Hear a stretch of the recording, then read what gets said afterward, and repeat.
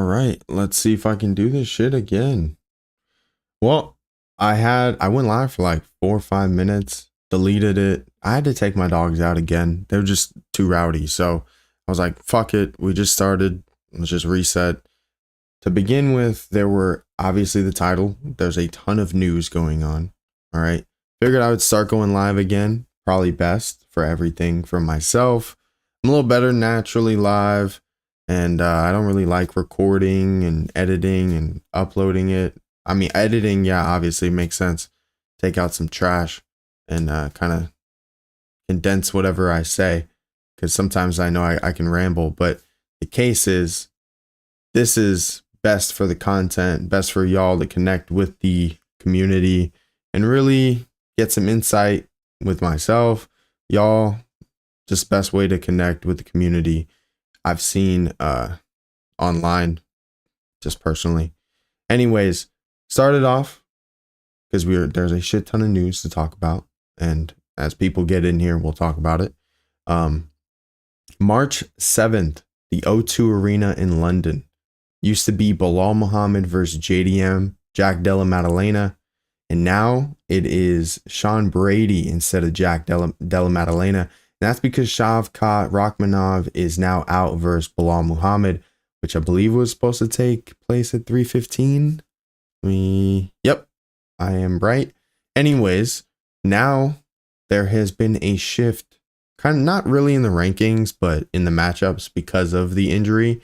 And in my opinion, I feel Ian Machado Gary could have gotten a shot at the Belal Muhammad matchup just because of how close of a fight the Shavkat fight was, in my opinion.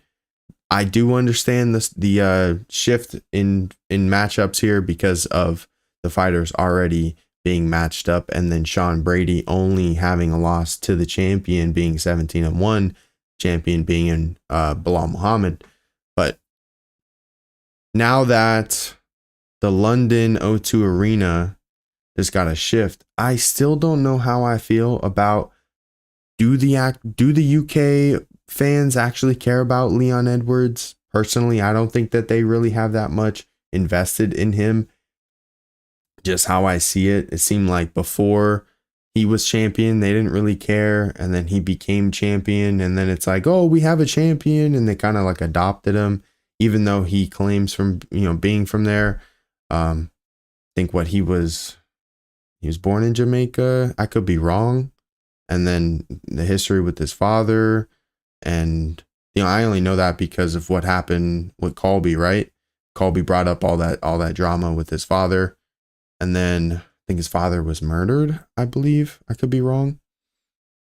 And then they kind of like, I think before his championship, there was like multiple fights, or maybe even just one over there where they didn't really cheer for him. They didn't really care that much about him. But then now he became champion. It just seems like they care more because of that, because he became something, not because of prior. I don't know.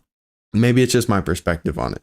But him versus Sean Brady, I think that's a great bout, and it could get him back to title contention if he can fend off a Sean Brady. But Sean Brady is a very tough matchup, and him, Joe Pfeiffer, that gym over there in Philly, they do a good job, and he's a tough matchup for anybody. His back, he's massive for 170. Even though he's not really like 6'3" or something, he has a massive back. Like he really puts on mass. Then the next fight that they had announced was April 14th, UFC 314 in Miami, Florida. Volkanovski versus Diego Lopes for the vacant 145 championship. And you're thinking to yourself, why is it vacant? Well, Ilia Topuria vacated, and now he's moving up to 155, and there is no announced matchup there yet. And I'm assuming that they're going to do Islam versus Ilia, unless Ilia is like, fuck it, let me go fight somebody in the top 5 just to get back and show everyone that I'm there. Now, I don't think that they're going to do that. He's too big of a star. And why would you give up your championship to then go compete in a rankings instead of, I don't know. It didn't really make that much sense, but I can also understand where Islam is like, no, you got to go face somebody maybe they do Topuria versus Armin. That would be interesting. That could be a great number one contender for Islam, because Ramadan, I don't know. I believe International Fight Week is when he wants to come back, he had said. That could be interesting. Armin versus Topuria. I'm not against it. I just don't know how realistic that's going to be. But he was saying that he doesn't mind fighting anybody at 55. I just don't know. I don't know. He's too big of a star to not put him against Islam.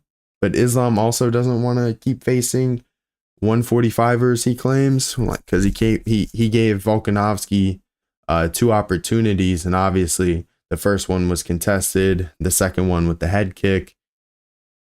You never really know how the fans are going to perceive it. I think that regardless of what you do, they're going to find something to nitpick. It's just kind of how the fans are, just kind of, how that is. So I don't know. That's Ilia versus anyone in the top 5 at 155 is a great matchup. Now that it's even weirder because Max is moving up, Ilia is moving up. Are they gonna? I don't know. Like, why? Like, Max tried to get away from Ilia. Ilia's following Max to 155. Now they're both at 155. Are we ever going to see a rematch at 155? Obviously not right out the gate, I would assume, but you never know. 155. Never know. Maybe the weight cut really did affect Max in that last bout at 155. Going up to fight Justin, getting the BMF championship, gaining a little bit more muscle because people were claiming he looked a little thicker. And then going back down to 145 versus Ilia. I don't know. I mean, that does play a part in your chin and the weight cutting, and it's a lot more difficult when you put on a little bit more mass. You might not have as much of a gas tank because you're adding more mass, more oxygen. I mean, there's a lot of different factors. There's a lot of different variables. I don't know how realistic that is. It's interesting because now they're both at 155 and they both just fought each other. Kind of funny in my opinion. Now, Ilia, does that cement him as one of the greatest 145ers? I mean, you got Jose, you got Volk, you got Max, you got Ilia. Ilia's beaten and knocked two of on that list. So I guess the only difference between him and Jose would be longevity and dominance. I don't know. That's interesting. That's an interesting debate too. On that same card, the co-main event, 5 rounds, Michael Chandler versus Paddy Pimblett. You better lace up your bootstraps and you better get to work because that's going to be a great one. We're going to find out, can Paddy hang with the top 10, the top 5, whatever the case is. Me personally, I know a lot of people don't really like, I'll see you at the top, Mike Chandler, but I do like him. I think just put all the positive, even though obviously positivity is good, but like put all that like shit to the side. If you think he's like cringy, whatever, he puts on good bouts, like win, lose, draw. You're going to tune into a Chandler bout. Like you can tell me a fight in the UFC that wasn't entertaining. Him versus Hooker, him versus Gaethje, him versus Dustin, both Charles bouts, Tony. I mean, come on. Am I missing any? I could be, but who knows? I don't think so.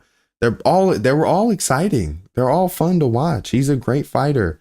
It doesn't mean that I'm his biggest fan, but I'm gonna fucking tune in. He's gonna make me tune in for sure. And then his dance partner, Paddy Pimblett. This is this is his biggest opponent. Can he get to a title? Can he not lose in the UFC at this level? Is it timing? Does Chandler, coming from that Oliveira loss, coming off a couple of years out of the octagon? I mean, some say ring rust is real, some say it's not. I think that's a question. I know, obviously, Oliveira, ring rust, gone. Not saying that there's ring rust anymore, but when you have a layoff, like a Henry Cejudo, for instance, where you are, obviously Chandler, where he had his layoff, and Cejudo retiring as champion. These are two different peaks per se, or timings of their career in which they retired. But the essence of taking those couple of years off for a Conor fight or for more money in retirement for Henry, you look at it now, Henry's on a couple fight slide.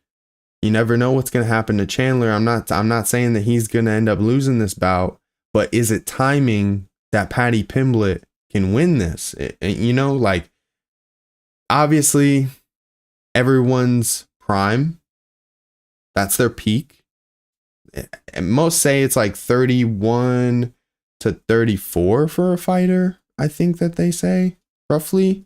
Just depends on the weight class as well, because that statistic where 170, the weight class 170, the challenger who's younger than 35 and the champion who's older than 35, the younger challenger always wins, except for like Tyron Woodley against Darren Till, which would be like the one example that he didn't, that it didn't happen. So it's very crazy. It is a very crazy stat. I think Aaron Bronstetter showed it on Twitter. I could be wrong. And he's kind of been updating it as it goes. And Volkanovski losing to Ilia kind of lined up, but you never really know how he's looking at it. Interesting. OBS just, I think we're back up. OBS just crashed on me. Anyways, the timing of it could be perfect for Paddy Pimblett.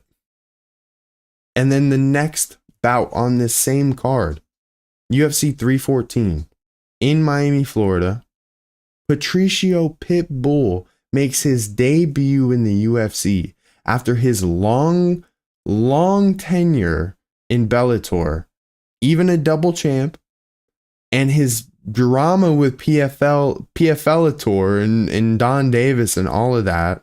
I mean, there was just so much shit going on with that on Twitter. Then he finally got released, and then they had his matching rights, but not really. And there was so much, he's fully released and he's not, and so much weird red tape around it that at the end of the day, I believe Don Davis had claimed he's free to go. Go sign it. Go. Like, you're good. All of it's bullshit. Like, whatever you're hearing. So you are free to go sign with wherever. And he said that in like some time. Obviously not in those words. I'm just kind of paraphrasing or making my own summary of it. That's the best way to say it. But he was on some town hall with Mike Heck, I believe his name is. Regardless, he claimed that they all figured it out, and here we are. Patricio Pitbull makes his debut against Yair Rodriguez, top at 145. Can the older Patricio Pitbull fend off the younger, I think 9 performance of the nights, Yair Rodriguez? That's going to be a great fucking matchup.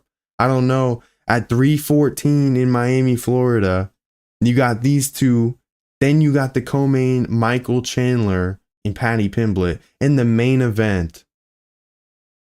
What the Volkanovski and Diego Lopes. I was about to say it's not Belal. It's not Belal and JDM. I know that, but Volk and Diego Lopes for the main event at 314 in Miami, Florida. That's gonna be a great one. I mean, that whole card right there. It's kind of odd. It's almost the same shit that happened with Conor, where Conor left, and then like Jose and was it Frankie?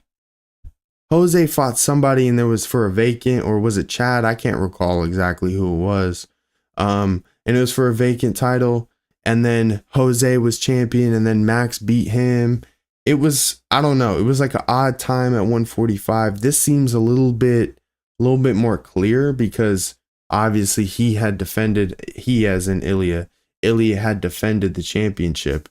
So it's a little bit more clear in that sense, but very odd. And to vacate the championship instead of doing a champion versus champion matchup is what makes me lead to believe that it could be against Armin. That's the only thing that makes me think that. If you're going to do I guess unless you don't want to hold up the division ultimately too. But damn, him vacating changes the whole aspect at 145, because technically Volkanovski could win it again and then go on a little bit of a run. Ilia, if he wanted to, could just be boogeyman, come back down.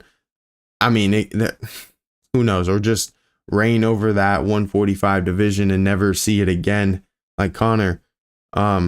Just very odd. Very odd. Him just vacating it and not having that matchup with Islam automatically, or having a matchup in general. But him talking about wanting to fight anybody at 55, it also makes sense too. Because if you're him, you are the star. You don't need the belt. And then if you leave as champion and vacate it, people can always say they couldn't beat the champion, so are they the champion? It's a very interesting argument that he kind of gets to leave 145 on top. And then at 315, at UFC 315, Shavkat Rakhmonov is now out with an injury, and we get Belal Muhammad versus Jack Della Maddalena. I'm sorry, I don't know why I always fuck up that name. Anyways, JDM versus Belal. I'm again a little surprised because I thought Ian could have gotten this matchup. I do think Ian could have gotten the matchup over Jack. Jack hasn't been back, or Jack hasn't fought since his matchup against Burns. Don't get me wrong, great comeback. I know he had like a rough first round, and then he came back and won. It was a great bout. But Ian versus Shavkat, that was a closer matchup. And for having such a close matchup, I think it could have gone for Ian Machado Gary. And personally, even though a lot of people don't like him, is what it is. But Sean Brady then gets an opportunity against Leon Edwards, the ex-champion, try and get that win under his belt, and sets up that main event for, I believe, a fight night. So, is what it is. Great matchup at 315, the co-main event. A lot of people, including myself, really wanted to see Valentina Shevchenko versus Zhang Weili. But we all understand Fiort deserves her opportunity at gold.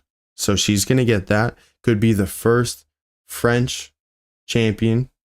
Interesting. Anyways, that's the co-main event. And then you get Gilbert Burns versus Michael Morales, the undefeated 17-0 on that same card. Alexa Grasso versus Natalia Silva is also on that card. So it's going to be a great card at 315. It just depends on how much you like Belal Muhammad. And do you think that Jack can get it done? Because we saw what Gilbert can do. Can Belal just do that even more and just dominate him? Who knows? Can Jack get the knockout? It's possible. Or has he grown in this time of being injured? I don't know. We'll find out here at 315, because he does get his chance. Where is he in the rankings? Where is he in the rankings? Jack. Look this up. So he's at 4. He's at 4. That's why I thought, damn, Ian's at 7? I guess because when you don't win, you don't move up. I'm just a little, I guess because Joaquin got the win over Colby. Colby was ranked higher.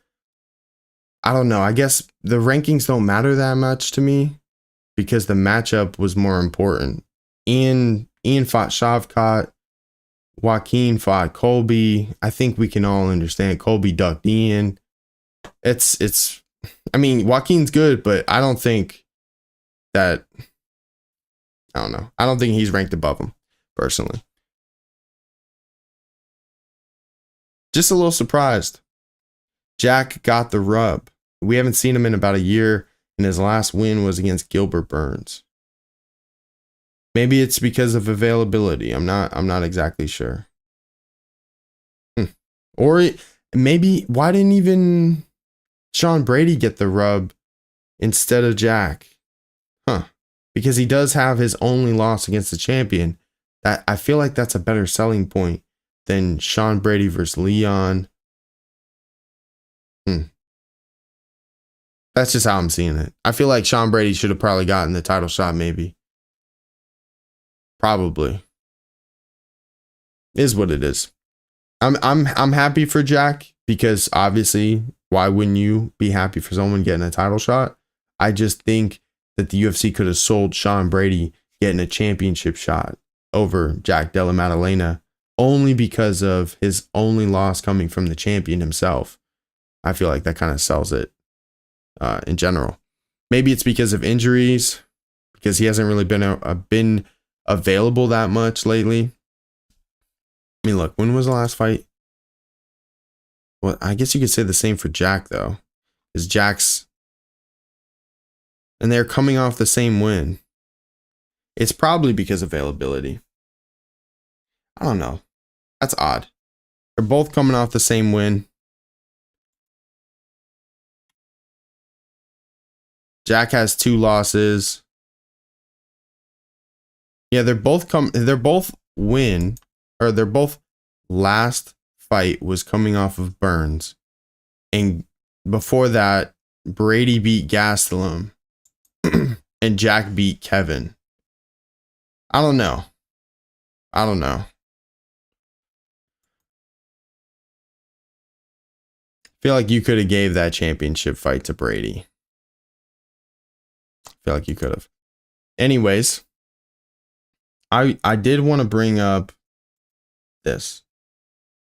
Let me talk about this. This is interesting. Now, I've been doing a little more research on Aaron Pico. I don't know a crazy amount about him. I'm not going to act like I do. I'm obviously learning more and more about these fighters as I'm doing research, covering, watching the sport. But I'm seeing this over and over and over. And it's not just him. It's Patchy Mix. We talked about it earlier. Patricio Pitbull. He's now signed to the UFC. Aaron Pico wants to be signed to the UFC. And apparently Ali is his manager. And he is in talks with the UFC.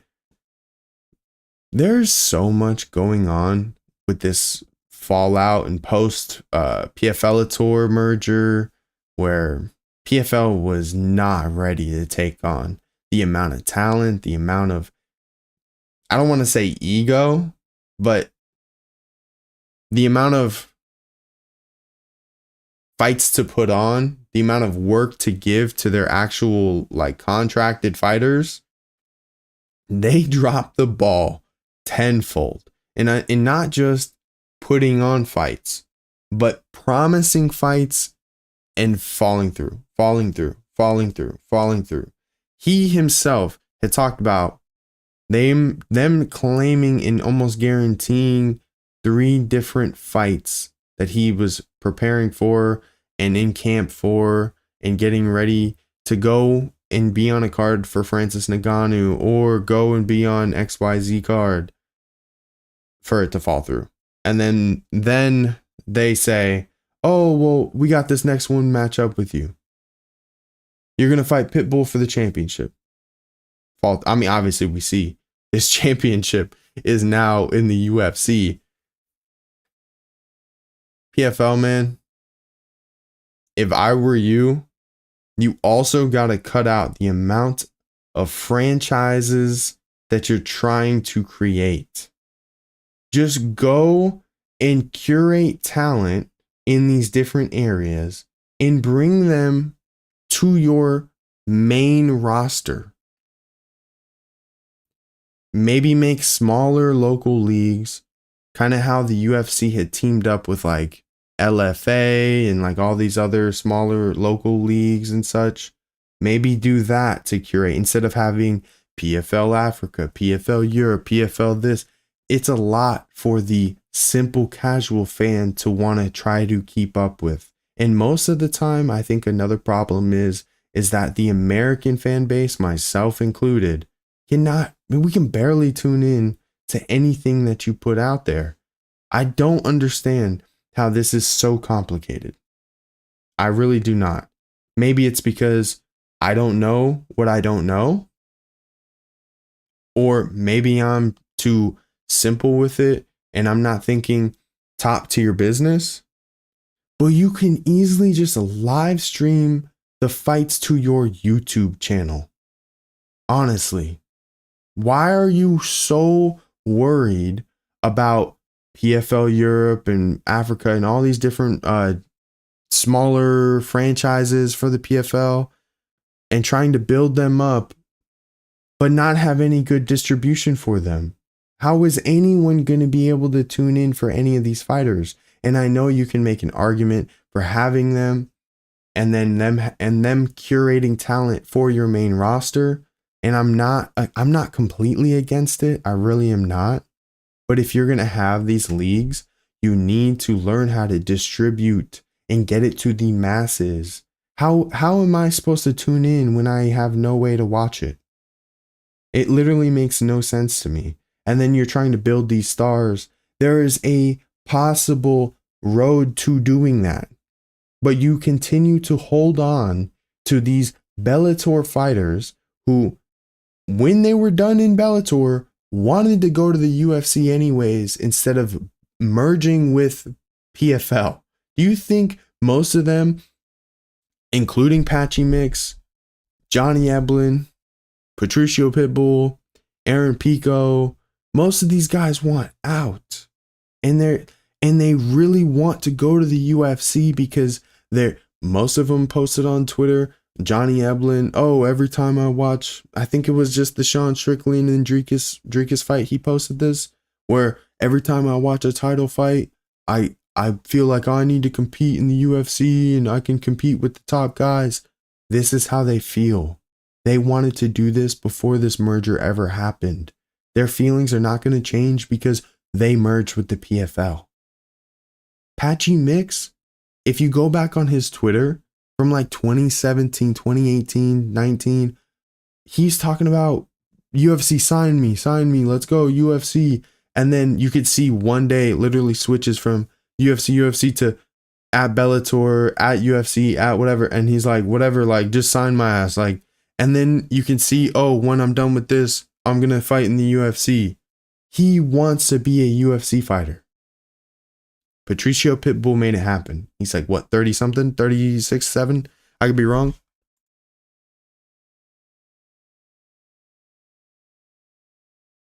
$37. I was right. Either way, this is what they want to do. They want to compete for the biggest brand in MMA. Excuse me. Where they are in their career, it is not about helping the PFL build up their brand unless you're going to throw buckets and buckets of fucking cash at them. Like, are you going to throw buckets of cash at them? Then I don't think that they're going to stay in the PFL, bro. I honestly don't think so. They want to go get paid. They want to go to the UFC.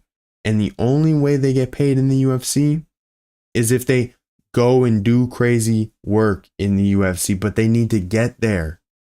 They need to actually get there and have the opportunity to do that. And they can't do that when they're held by this contract. And Pico's even talking about sitting out. He is very much determined to get to the UFC any way possible, it seems. Like, these guys are not playing around.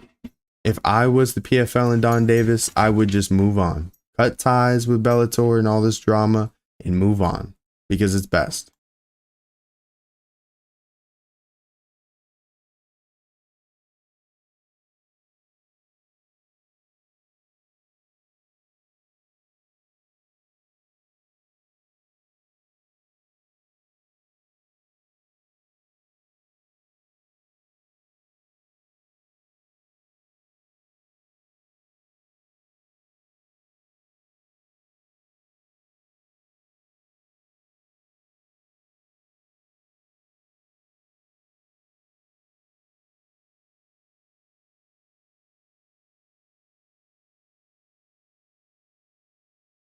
Here, I wanted to pull this up here. The reason being is this is Patchy's Twitter. As you can see, I got you know, the fights here. That's why I pulled it up earlier. Either way, pull this over, you can see. So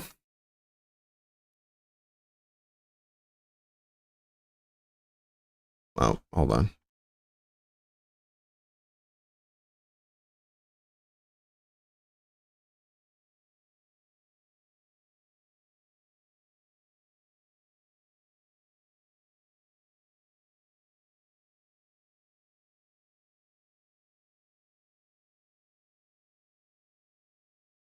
All right, so Pitbull tweeted, this is last month. He even reposted this.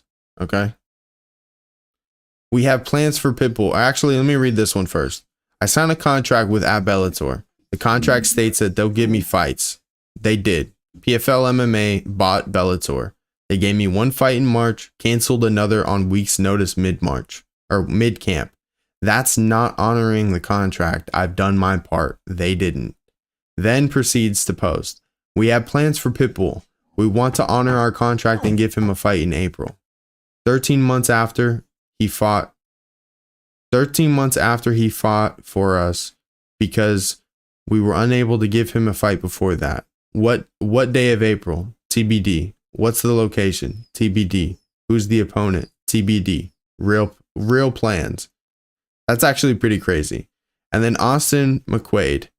I'm not really exactly sure who this dude is. Seems just like a sports fan. Probably somebody similar to me. What the PFL is doing to fighters like Pitbull is embarrassing. When you offer a contract and fail to honor it, don't be surprised when fighters want to leave. It makes sense. I mean, holding their career hostage is a terrible look. 1000%. It's not good.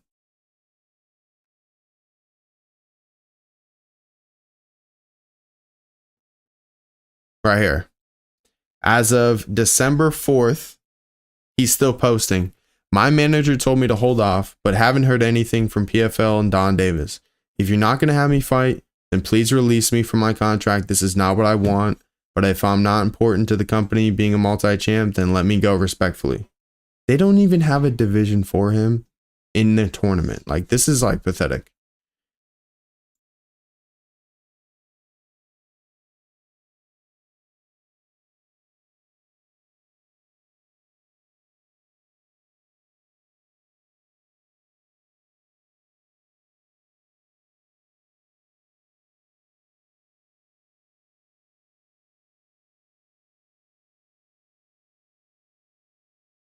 One second.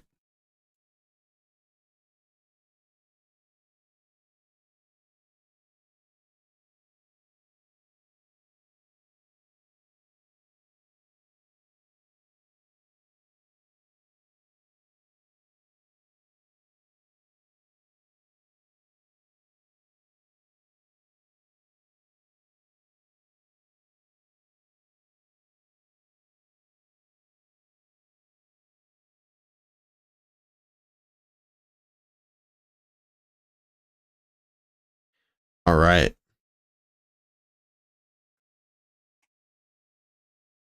Real funny. So in August, things seem to be cool. Is he's at least going to the fights there. Either way, found it really interesting that they're still having issues with not just one fighter who obviously is now making his debut in the UFC, but one of their biggest stars, Patchy Mix, one of their biggest stars, Johnny Eblin. Let's find that actually. Hold on.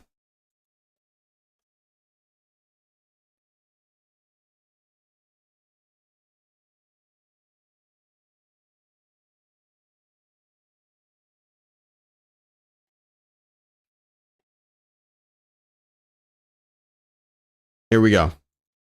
So Johnny Eblin, still waiting on PFL for some fight news. Haven't heard a peep from Don or the PFL team.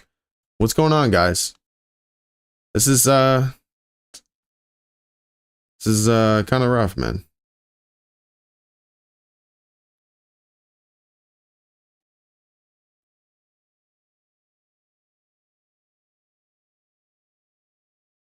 Let's see. Can we scroll and just find another one? Probably not. Oh, right there, actually. As of 12 days ago. PFL. What's going on over there? It's pretty fucking crazy. Watching something being mismanaged is probably the most frustrating feeling ever. I wonder if that has anything to do with the PFL.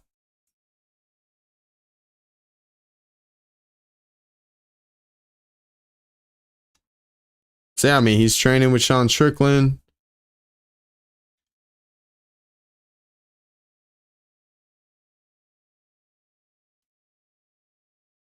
That's fucking hilarious. They signed this dude who was sentenced to 7 years in prison. Well, actually, you know what? We need to talk about the GFL matchups too. I forgot about that. There's so much fight news going on.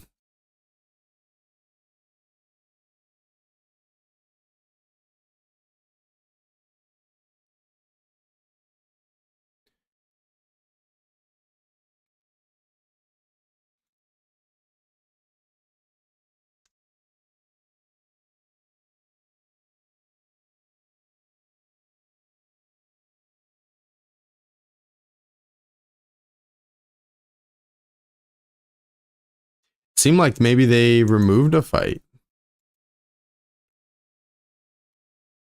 Interesting.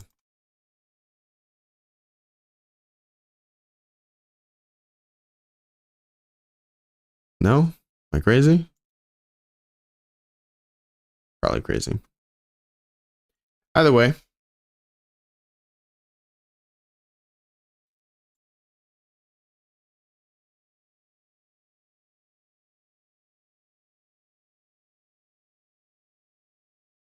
Nope, doesn't look good in the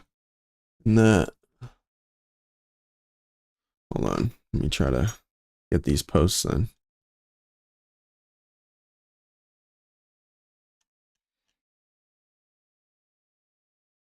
You know what? Let's pull up these rosters too.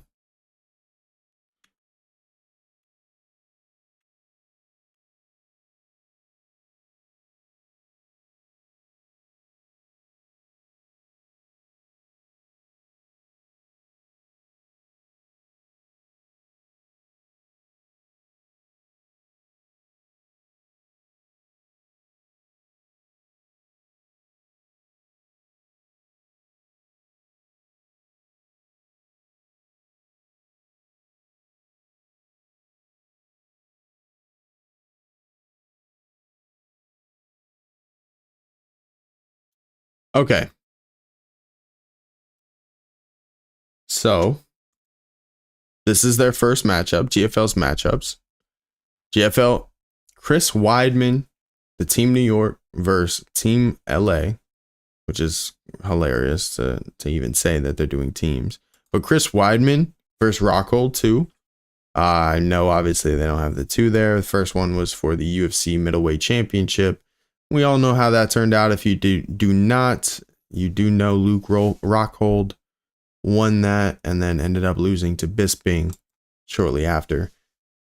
So they're finally going to get their rematch that they never got in the UFC. I think a lot of fans have been talking about this matchup. When it comes to the GFL, I know maybe not a lot of fans are talking about the GFL because I know some are talking shit about them and saying that they're having a geriatric league, which we'll get to here in just a moment about those comments. But Chris Weidman versus Luke Rockhold, I think that this isn't the worst matchup. I think most even have Luke Rockhold winning. I think that's probably true. I don't know if Chris Weidman post all these injuries and the wear and tear on his body. I don't know if that's going to be great for him going into this bout, but you never know. I mean, Luke Rockhold, anything can happen with him, and Luke Rockhold going in there with a lot of injuries himself. Both have a history of getting hurt, so just interesting to see if they can even get to the fight.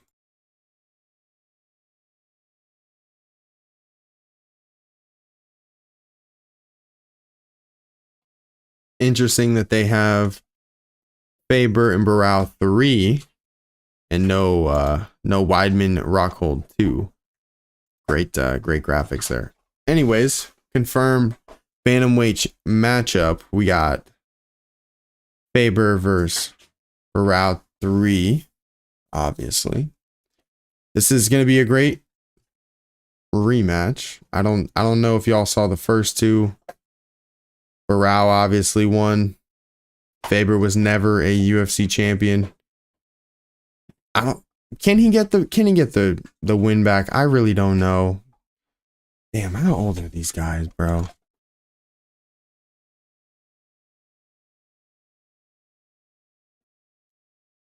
It's 45.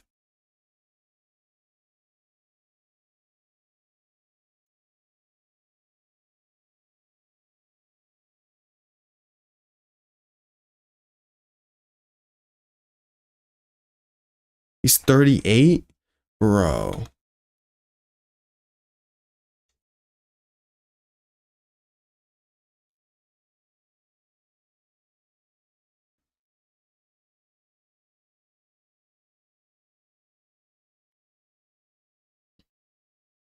Bro, I'm not gonna lie. That's actually crazy that they did that. 45 and 38.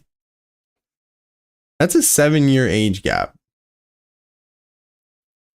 This is Team LA, Team Brazil, Sao Paulo. I'm not the best at pronouncing shit, man. But this is insane, especially after he's already knocked him out. Uriah has also been out for a while. I don't know if the California kid's coming back from this one. You ain't no kid no more, man. I ain't gonna lie. Hey, if y'all ever seen the video with Dana White talking about how dudes like flexing in the glass and stuff on the outside of the building and shit, it's fucking hilarious, man. It's a great bout, but I mean it's interesting. I don't know why this is gonna happen. This is not anything. This is brutal. This is absolutely brutal. It is absolutely brutal, bro. I didn't even read.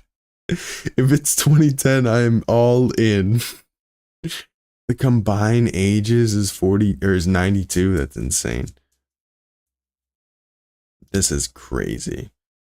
Looks like this UFC 150 is going to be great. This is crazy, man. Goodness. It's absolutely crazy. I believe Doom had stated that there's a cyst on the inside of his brain that it's like inoperable or some shit. And then that Frank Mir, I don't think he even can use one of his arms fully. What a bout, man. What a bout this is. That's crazy. This one I liked. Okay? I said that this one was good. I actually like this one. Uriah Hall, Douglas Lima, sorry. This is pretty good, man. So I'm going to assume that the first event is probably going to be Team LA, Team New York, and Team Brazil for the first 3. Because I think that they did every event is going to be 3 teams at a time. We'll see how that pans out. I really don't know. Never mind. Threw me off here. Could be wrong. Maybe they're just doing whatever matchup. All right. So, yeah, you're right. Yeah. Yoel Romero for Shogun Rua, man. I don't know. This one's a little rough too, man. 47 and 42, I believe. Let's see. What is there anything? Is anyone under 50 on this card? I think they're both under 50. No? Yeah. That's why I'm like, they're both under 50, you fucking dumbass. We don't need to do this, bro. Yoel versus Shogun. I don't know about that one, man. That one's tough. I think that's all that they've announced, though. Really, I think that might be all that they've announced. So Rockhold and Weidman, Faber and Barao, were Doom and Mir. This one is the worst one. I don't think anyone wants to see this. Then Hall and Lima, Romero and Rua. This one's pretty questionable. questionable myself. I said they did some sort of like, oh, make a matchup. I said Benson Henderson versus Tony Ferguson. Let me know your thoughts. Let me know your thoughts. For the GFL, they're both 41. I felt like that was a pretty solid matchup. Let me know.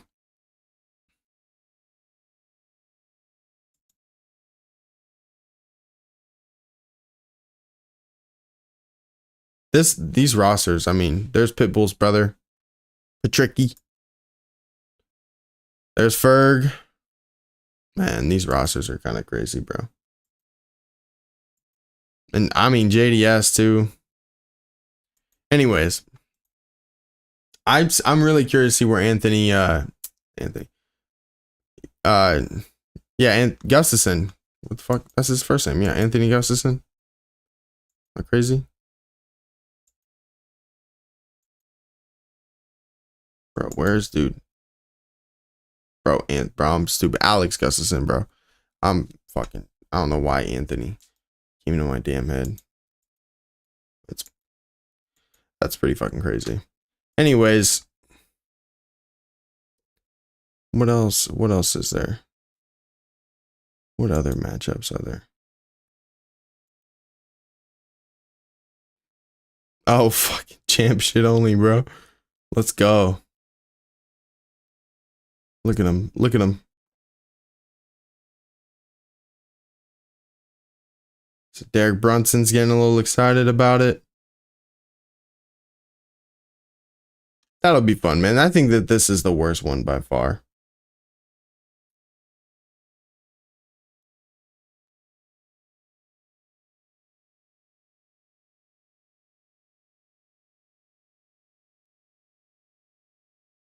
What other fights are announced?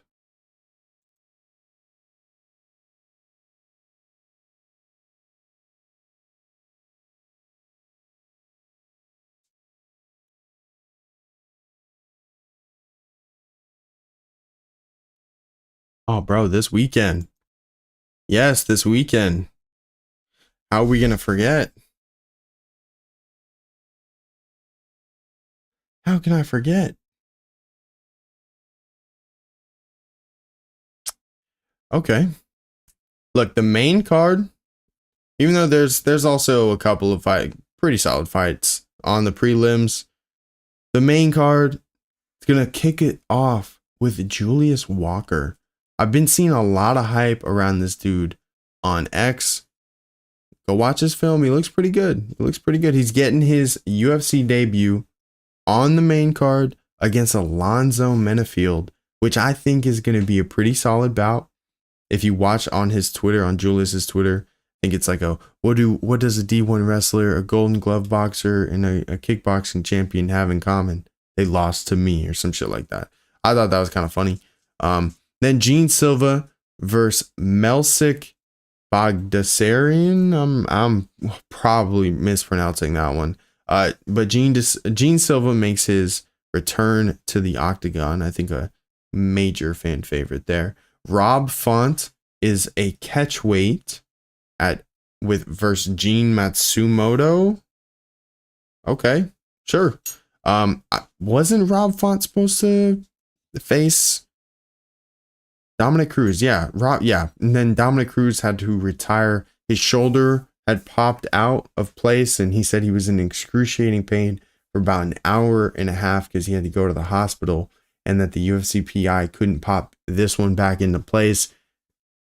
That's basically, in his words, a come to Jesus moment. You talk to Jesus in that, you find God or whatever he said. Regardless, not a fun injury, and he said it's happened before, that the PI has been able to pop back into place, and they weren't able to with this one, so he had to go to the hospital. Really do appreciate the career you had, you pioneer, you absolute beast at 135. So much appreciate you, Dominic Cruz. Sad to see you have to retire on these circumstances, but you have fought back from countless ACL tears, countless problems. I think you even had an Achilles. So thank you very much for your career, man. Much appreciated. I believe this co-main event is slept on. Brendan Allen's a very good 185er, but I love me some Anthony Fluffy Hernandez. Personally, I think he's one of the best at 185. You go watch any of his bouts, he's still in it in every single one until the end. Even though he wins, sometimes he goes through some problems. He's still fucking fighting, bro. He's still in it. And I think that he could be a dark horse at 185. And a lot of people don't really see it because just look at him. He doesn't look like the scariest dude. He doesn't look, he's not massive. He's not jacked. He just does his thing, bro. He's a dog. I love the way that dude fights. And I would not be surprised to see him coming out on top here at this co-main event. But Brendan Allen's good, man. I do really like the way he fights, his striking. Great. I think he actually trains not too far from here. There was some sort of video of him getting in some fight at some casino locally. I think it was him versus Vittori. I could be wrong on that footage. Maybe I could pull that up. Hold on. Let me see if I can pull that up.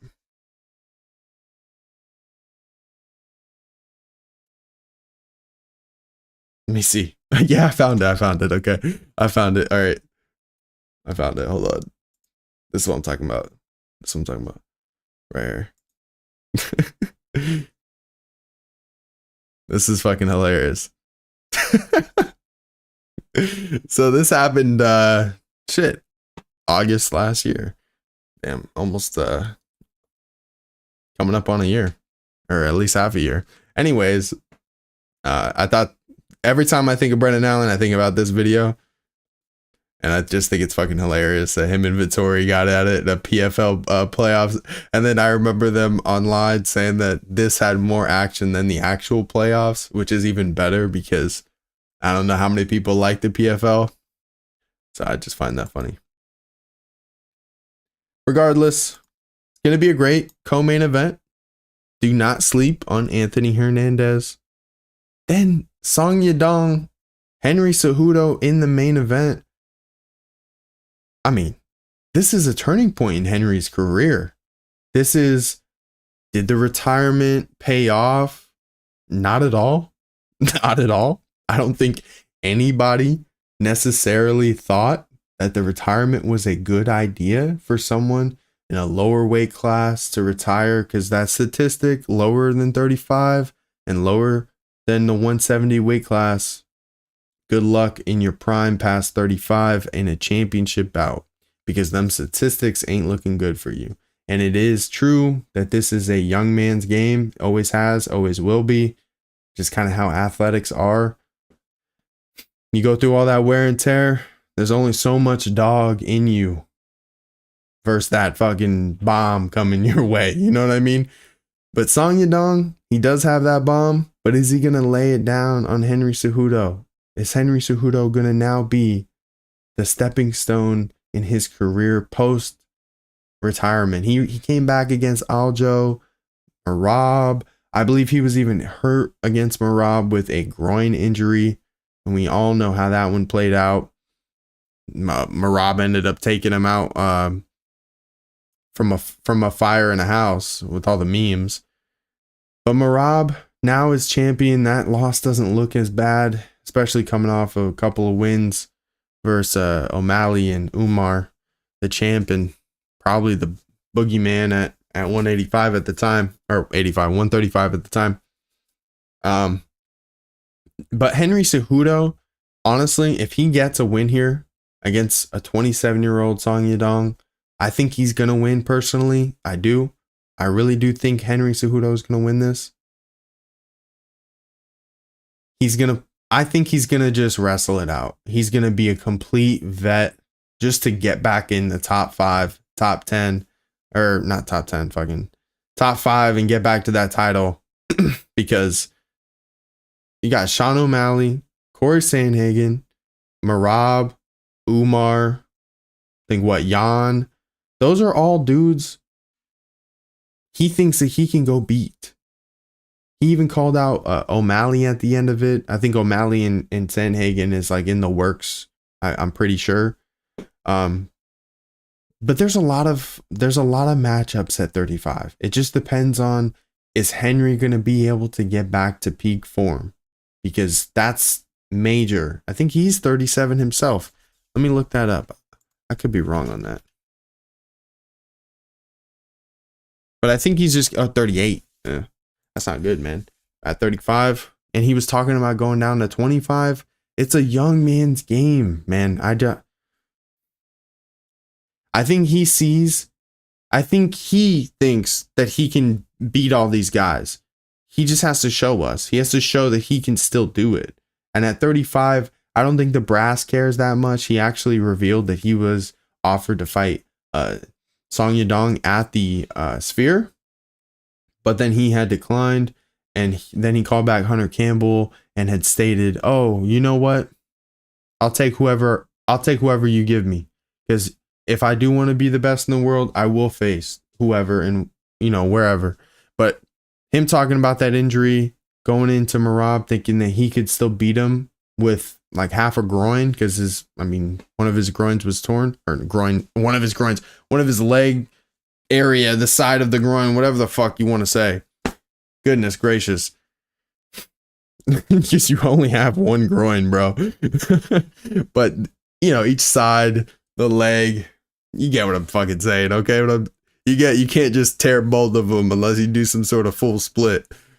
Regardless. Cejudo was obviously compromised in that bout against Merab. So is he fully healthy against Song Yadong? And are you ever fully healthy going into a bout in the octagon? Never. You really aren't. How much of a dog is he going into this? How much? Let's see. What is the betting line for Cejudo versus Song Yadong? Damn, Cejudo's a plus 235. Interesting. I remember them saying he was an underdog. But a plus 235? Interesting. It's very interesting. Who knows? Might have to play. Might have to play that one. I have a feeling that Henry Cejudo is just gonna wrestle the fuck out of Song Yadong. And good luck for the Olympic gold medalist, because you're gonna have to avoid those bombs from him. I think the next week we get Manel Cape. Where's this dude? Asu? Damn, dude's on a fucking tear right now. He's on like a 16 fight win streak, 17 fight win streak. Asur Almabayev versus Manel Cape. That's not bad. March 1st. That's pretty good. Flyweight bout. Cody Brundage. Julian Marquez. I ain't gonna lie. If anyone's talking, I know all the fans like to talk shit about, oh, fight nights suck and they're not stacked and blah blah blah blah blah.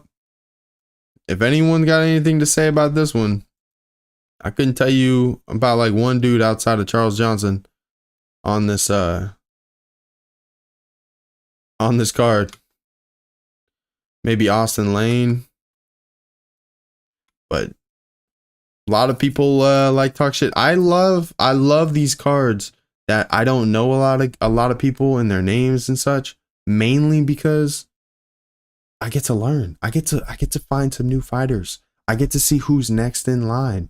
That's how I take this. That's how I, as a fan, I might not know every single one. Like, that's just how life is. You're not gonna know everybody. It don't matter how much you know. You ain't gonna know everybody. This allows me to learn, to get better, to build the knowledge bank. And that's what I think Nasserat, yeah, I think I know this dude too. Yeah, his last bout was Jared Gordon. Split decision there. Okay, so there's a couple of people I do know. Just maybe not straight off their name.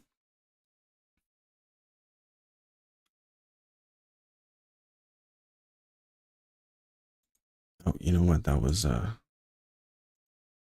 let's see, UFC events. Go back to that. Bro, Pereira and Magomed Ankalaev at 313. And the co-main event is Justin Gaethje versus Dan Hooker. That's fuck. That's gonna be a stacked.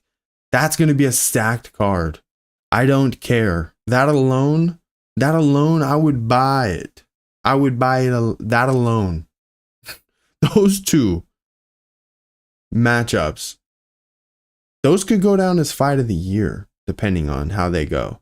Especially that co-main event. Justin Gaethje versus Dan Hooker could definitely go down as fight of the year. And we're only in February.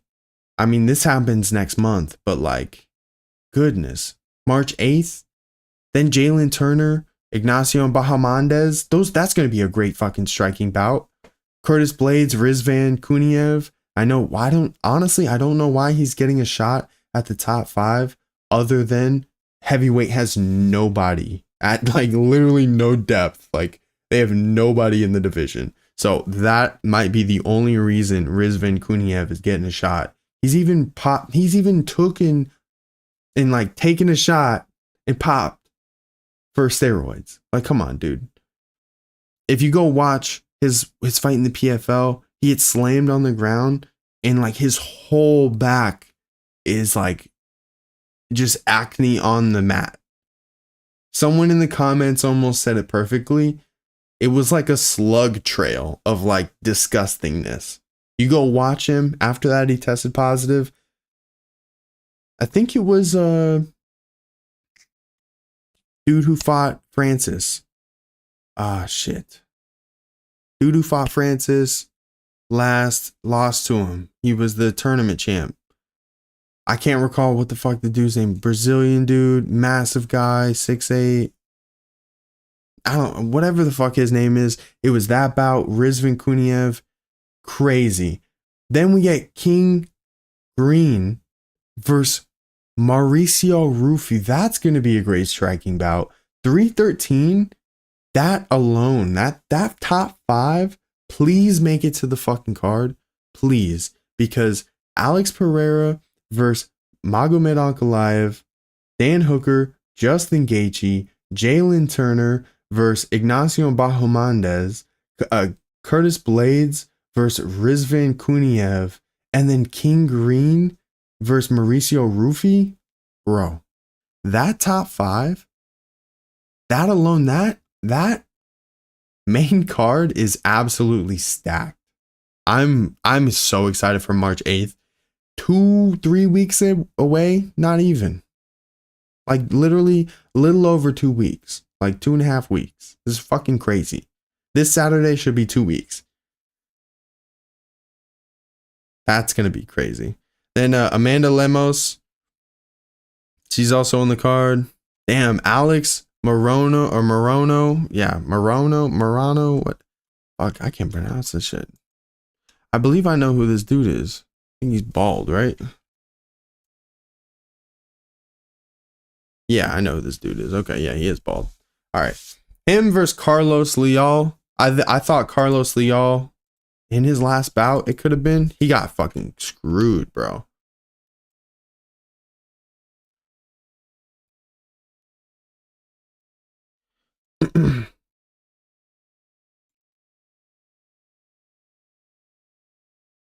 Yeah, okay. So it was his last bout against Renat Fakhretdinov. He got screwed, bro, because he won that bout. I think so. And Armin Petrosian, I think he just lost to Shara Bullet in the double spinning back fist, right? Yep. But Armin was giving Bullet a little bit of trouble early on. I ain't gonna lie. He really pressured him. I believe that they said that they trained together on the broadcast. So.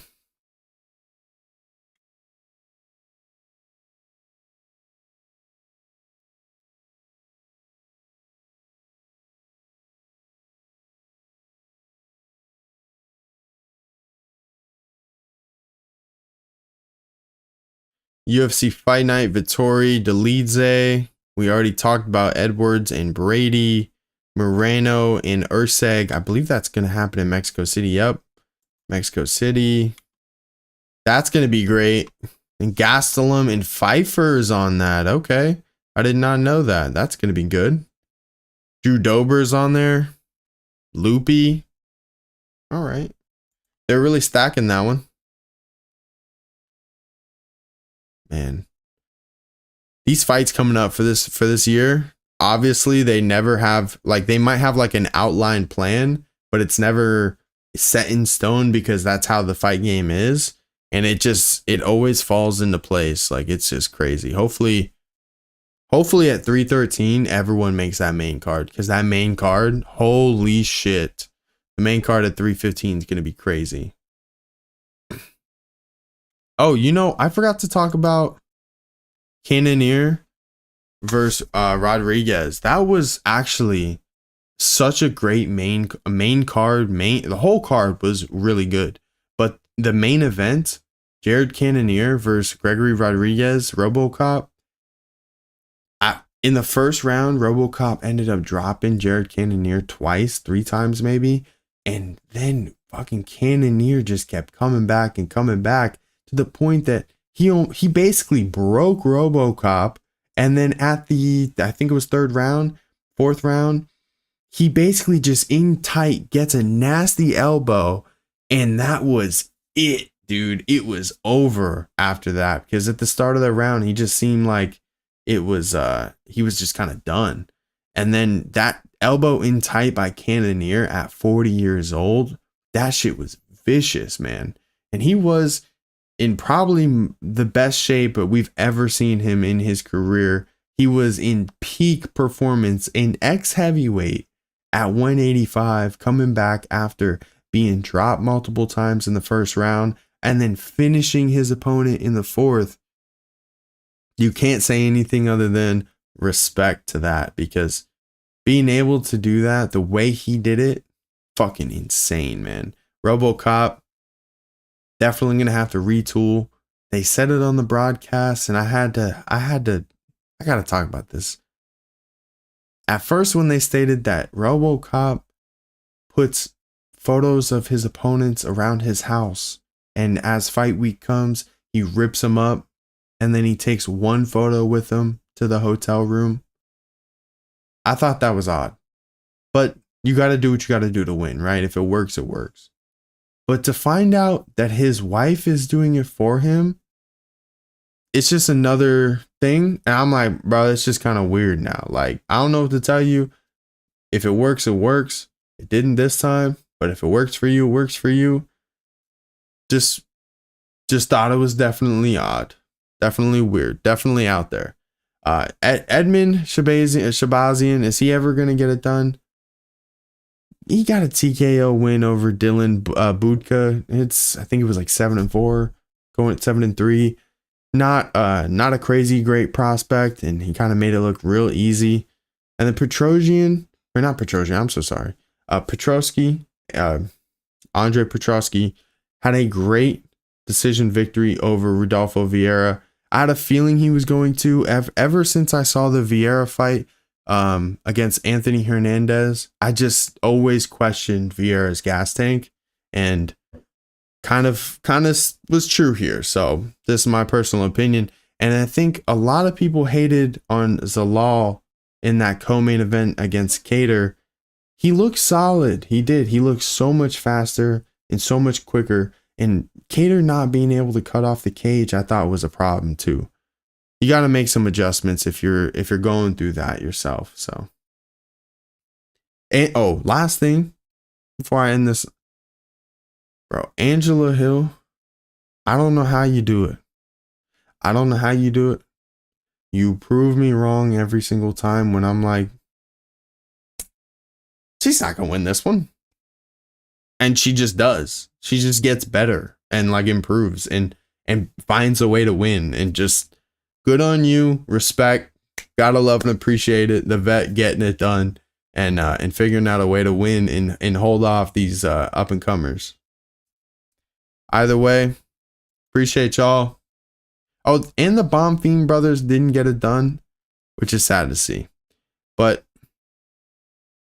at least we might have a contender with Walter Walker at heavyweight. Walter Walker with the heel hook of a lifetime. He saw Cyril Gane do it against his opponent, Dontel Mays. And he said, let me take that ankle too. He actually looked absolutely jacked So make sure you have him on your bingo card this year, because I think Walter Walker is going to be jumping up in the rankings. He looks very focused, very determined, and ready to make a splash at heavyweight, to be honest with you. We've seen some changes in him, and I think he's made those changes and improved a ton. So we'll see how he goes moving forward as well. But the Bomb Fiend brothers, sorry, man. He didn't get it done this time. Hopefully in the future. Chaos Williams, that was a tough one, bro. Anyways, I'll see y'all later. I got to do more of these. I got to be more consistent. Hopefully we can start to be able to build a good community here. Be able to get some alerts, get a Discord going, get some a good flow of things. So that's kind of the goal. Is what it is. Got to keep believing, keep pushing, and fighting towards what you want in life. So talk to y'all later. Appreciate you. See you in the next one.